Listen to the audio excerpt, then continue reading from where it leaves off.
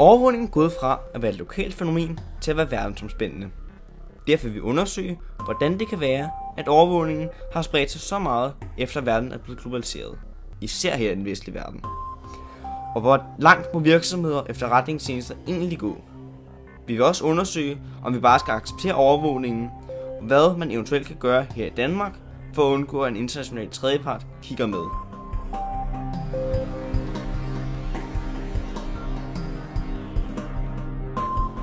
Overvågning er et ældre fænomen. Vi kender det fra før i tiden med efterretningstjenester som Stasi i Østtyskland.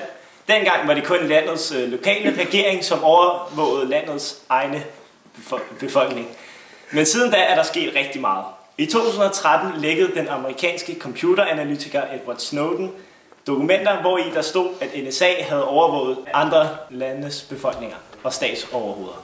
Heriblandt var den tyske kansler Angela Merkel. Det blev startskuddet til en langvarig debat og en række nye afsløringer.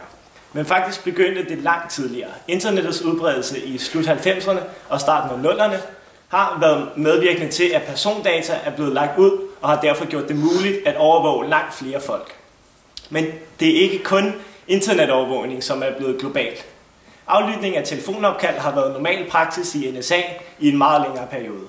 Men det er ikke alle overvågede personer, som rent faktisk er mistænkt for noget. Langt de fleste er bare normale borgere med villa og vovse. Men hvorfor vælger de at overvåge så mange mennesker? Grunden skal findes i 2001, da New York blev udsat for et blodigt terrorangreb. Samme år blev en antiterrorlov vedtaget, som gav friere tøjler til NSA. I Danmark lavede vi også en lov, der gav PET mere magt. Det er grunden til, at borgere fra mange forskellige nationer bliver overvåget. En anden grund ligger i, at virksomheder kan tjene kassen på at sælge data om forskellige personer til andre virksomheder. De gør det, så de kan målrette annoncer og hæve salget. Når virksomhederne som Facebook og Google sælger dataen, tjener de kassen. Et eksempel på overvågning kunne være, at 2 terrorister skulle snakke over telefon. NSA kobler sig til samtalen, da de tror, at der er tale om terrorister. NSA kan nu høre, hvad de siger, og derefter stoppe deres attentat. Men inden at NSA fik opsnappet terroristerne, var der jo en chance for, at de har overvåget 1000 eller måske 100.000 uskyldige mennesker. Man kan jo spekulere over, om det er det værd for at stoppe et potentielt terrorangreb, og om det er effektivt nok.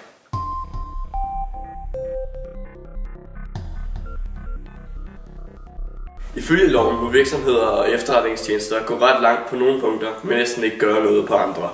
I den ene ende har vi regler om videoovervågning.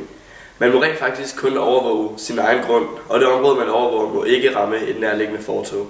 På arbejdspladser er det lovligt at overvåge, men man skal have en god grund. Men virksomheder bruger ofte metoder i den anden ende af loven, hvor der er meget frie tøjler. De benytter cookies. En cookie er udover at være en lækker amerikansk kage, også en fil, som bliver lagt på computeren. Den er i sig selv ikke skadelig, men opfanger hvilke sider du besøger og hvad du søger på. Derfor ved cookies alt om hvem du er, og det bliver sendt videre til den virksomhed, der har lagt cookien. Vi har lavet et lille forsøg, som skal se, om virksomheder egentlig overvåger os. Vi har søgt på 2 forskellige søgeord og klikker på den første side.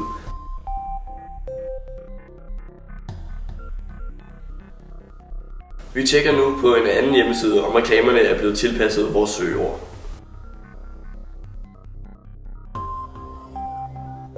Vi kan derfor påvise, at virksomheder overvåger os. Efterretningstjenester benytter mange flere metoder, og de har loven på deres side. De må gerne indsamle oplysninger på alle mulige måder, uden at blive straffet. Det eneste, det kræves, er, at det skal slette indholdet igen, når de er færdige med at bruge det. De skal dog også følge grundloven. Der står nemlig, at privatlivets fred er ukrænkeligt. Det betyder, at man ikke må gå ind på folks privatliv uden deres tilladelse. Men gør efterretningstjenester ikke netop det, når de aflytter eller logger folks data? Det spørgsmål skal holdes op mod terrortruslen. Vi kan ikke give et tydeligt svar, men vi kan dog konstatere, at aflytning og logning af data i hvert fald foregår, og det ligger i en etisk gråzone.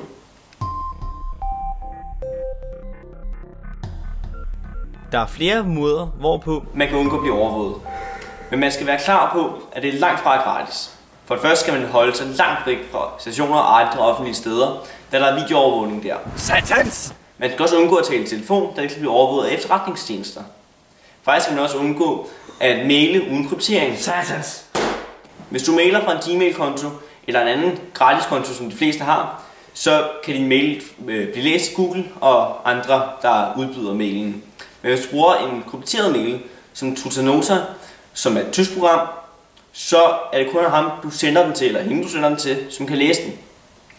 Tutanota gør sådan, så at de bogstaver og sætninger, du sender afsted, bliver om til nogle specielle tegn og andre ting, som man ikke kan læse, men som den maskine, du sætter den til, som også har Tutanota installeret, vil oversætte det. Vi har lavet et lille forsøg, hvor Martin skulle gætte, hvad Sofus har skrevet. Vi har lavet os egen lille kryptering. I vores kryptering, der blev A lavet om til D, og M lavet om til P. Altså alle bogstaver blev rykket 3 gange til højre alfabetisk rækkefølge. Martin havde 5 minutter til det, og han kunne ikke klare den.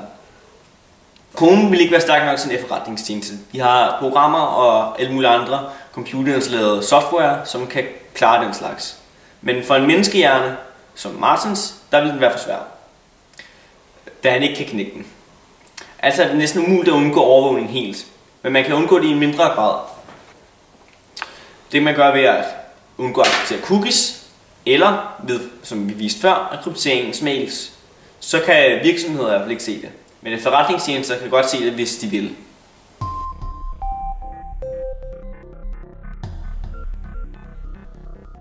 Vi her i gruppen mener, at man skal holde en balance med overvågning. Hvorvidt overvågning forhindrer terror kan nok debatteres, men vi må konstatere, at vi får en mere sikker følelse, når vi ved, at overvågningen hjælper med at fange forbrydere. Her i Danmark har vi helt klart accepteret overvågning, og vi er blevet det, man kalder et overvågningssamfund. Der er kameraer overalt i vores samfund, både fysiske og virtuelle kameraer, som overvåger os på nettet. Vi kan stort set ikke undgå, at en tredje part kigger med, om det bliver virksomheder eller efterretningstjeneste. Overvågning er i store træk et spørgsmål om smag og behag. Den eneste bekymring, vi som sådan har, er, at folk kan misbruge den information, især virksomheder.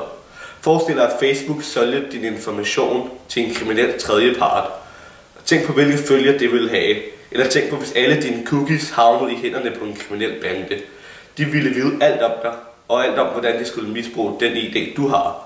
Så vi skal altså ikke bare acceptere det, men holde en god balance, som hverken går alt for hurtigt eller langsomt. Altså er overvågning en balance. Skal vi tillade, at vores privatliv bliver overvåget, og måske undgå fatale terrorangreb? Eller skal vi holde os til at efterforske terrorangrebene efter de er blevet udført? Hver har sin pris og gevinst. Hvad skal vi vælge? Gør overvågning os egentlig mere sikre? Du kender måske ikke din egen holdning, men det gør efterretningstjenesterne måske.